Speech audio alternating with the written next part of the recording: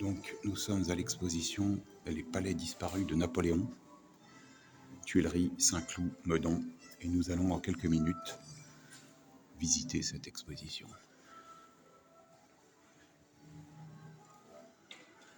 Les palais disparus de Napoléon.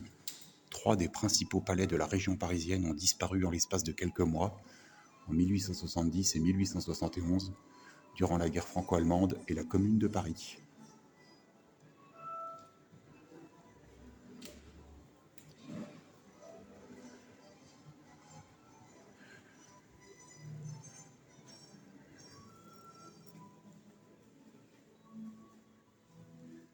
Les Tuileries, résidence du premier consul, février 1800.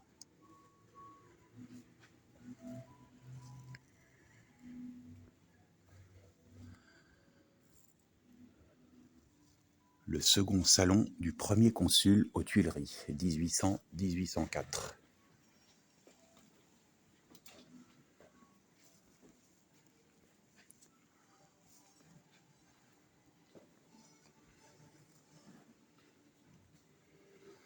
Napoléon reçoit au Louvre, dans les salles du musée, les députés de l'armée après son couronnement le 8 décembre 1804.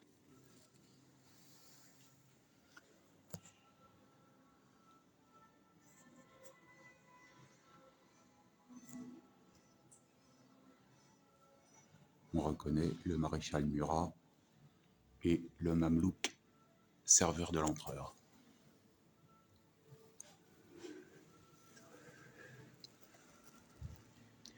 Michel-Jacques Boulard, tapissier.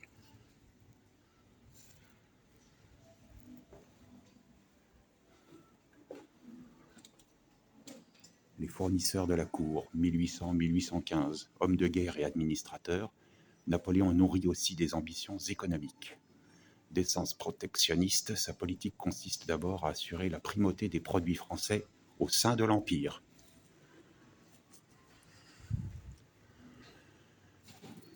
L'appartement de Joséphine aux Tuileries, 1800-1807.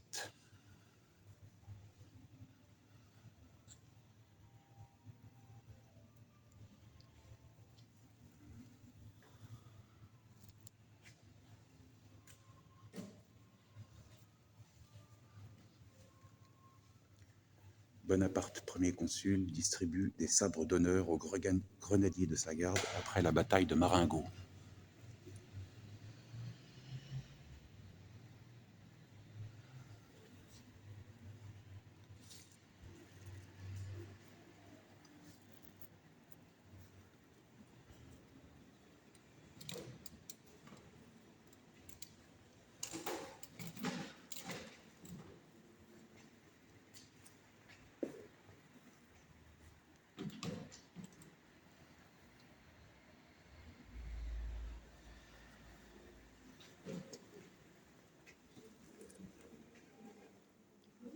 Le salon d'honneur de Joséphine.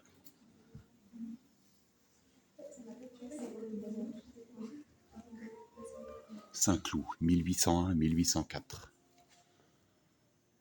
Madame Mère et Joséphine.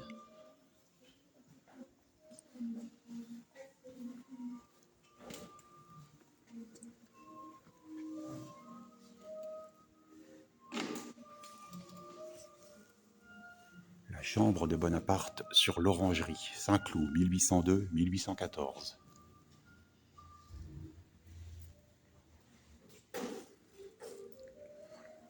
Le salon abricot de Saint-Cloud, 1802-1810.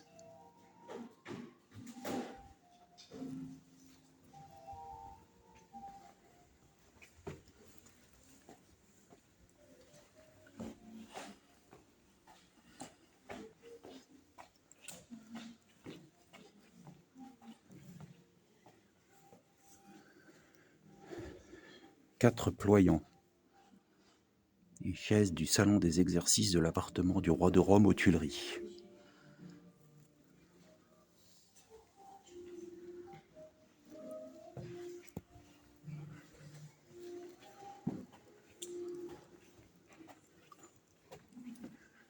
L'instauration d'une étiquette, 1804. L'ancienne cour de France s'était construite au fil des siècles et était régie par la coutume plutôt que par les écrits.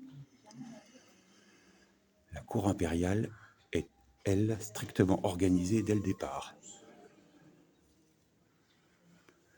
Le maréchal Duroc, en habit de grand maréchal du palais.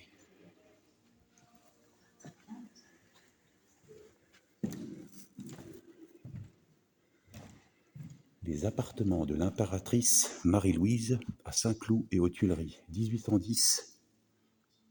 1810-1814.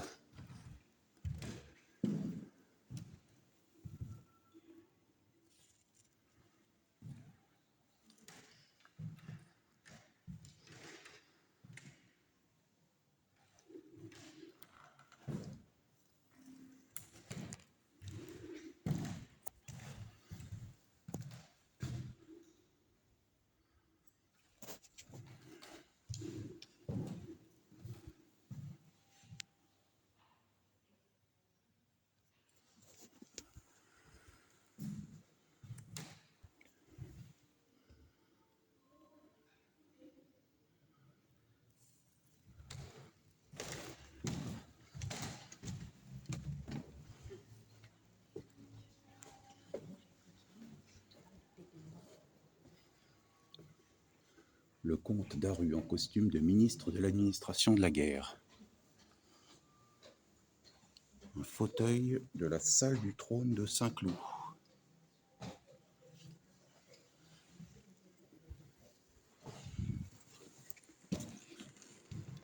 Le grand cabinet de l'empereur aux Tuileries, 1809-1813.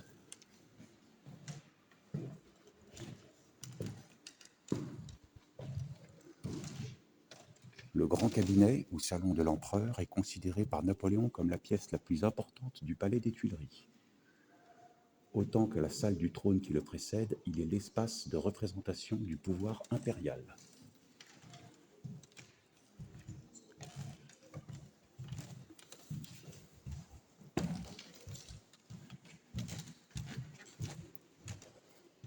La chambre de l'empereur aux Tuileries, 1808-1814. Fronton du dosseret du lit de la chambre à coucher de l'empereur. Bois sculpté, traces de dorure. La salle du trône des Tuileries, 1804-1814. Sous l'ancienne monarchie, la pièce principale de l'appartement du roi était la chambre. Devenu empereur, Napoléon transfère ce rôle à la salle du trône.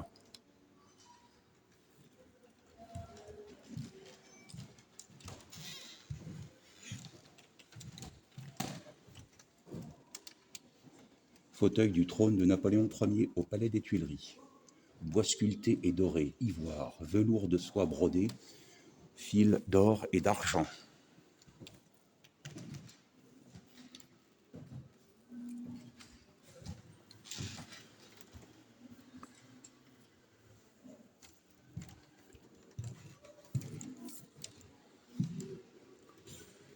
Les fastes de la cour, Tuileries, 1804-1814.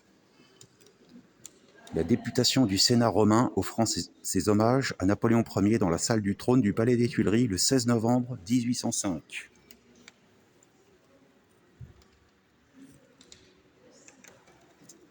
À l'exemple des anciens rois bourbons, Napoléon entend rythmer la vie de la cour par des rites et des cérémonies. Les pièces destinées à accueillir les principales cérémonies bénéficient du décor et de l'ameublement le plus fastueux. Le décor doit représenter la majesté du pouvoir souverain de Napoléon. Les Tuileries sont le centre de ce Paris que le monarque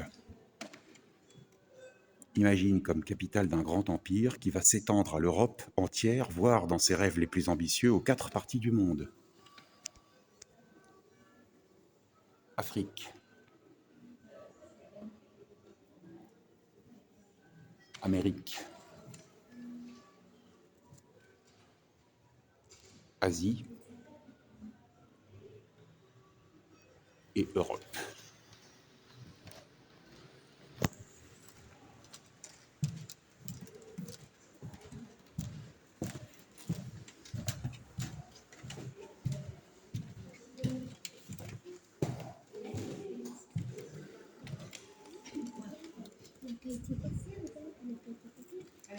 La Chapelle aux Tuileries, 1805-1814.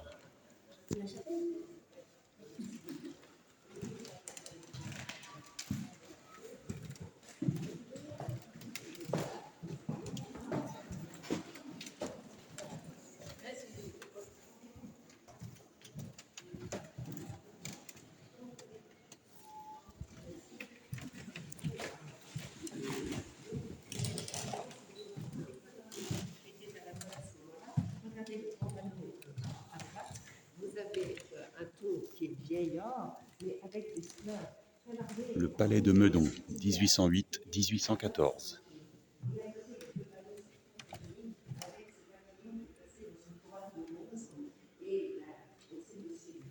Lit de tenture pour le premier salon de l'empereur au Palais de Meudon.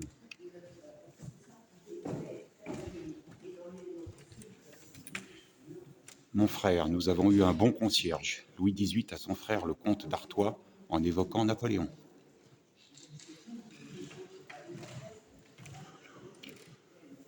Le roi de France était sur son trône, regardant çà et là s'il ne voyait pas une abeille dans les tapisseries. Alfred de Musset, La confession d'un enfant du siècle, 1836, évoquant Louis XVIII aux Tuileries.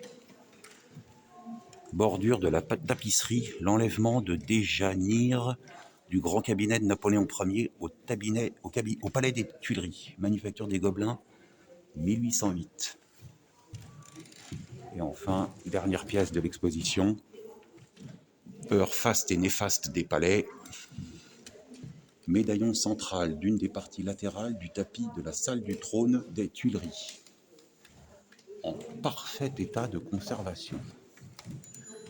C'est impressionnant, il n'y a pas une mythe. Heure faste et néfaste des palais, 1814-1871. La chute de l'Empire provoque une chasse aux symboles dans les ameublements des palais impériaux. Le 6 avril 1814, Napoléon signe son abdication après que le Sénat a proclamé sa déchéance. Louis XVIII s'installe aux Tuileries.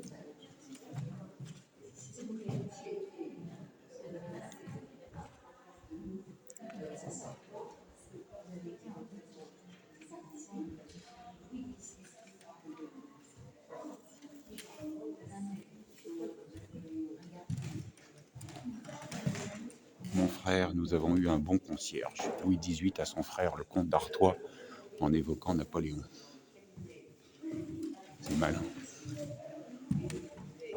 Le roi Louis XVIII, méditant sur la Charte dans son cabinet de travail aux Tuileries.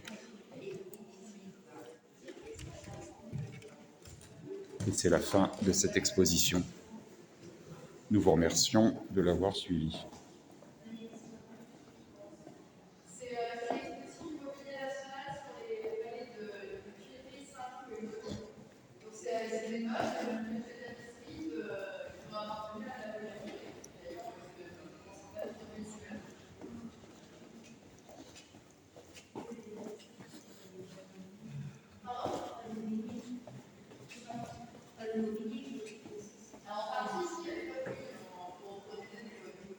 Voilà, et nous revenons au début de l'exposition, donc ça nous fait donc une boucle complète.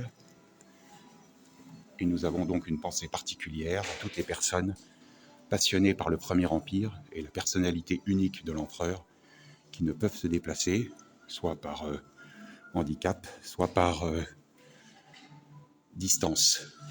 Voilà, nous sommes à Paris le 7 janvier 2002. Merci de votre attention.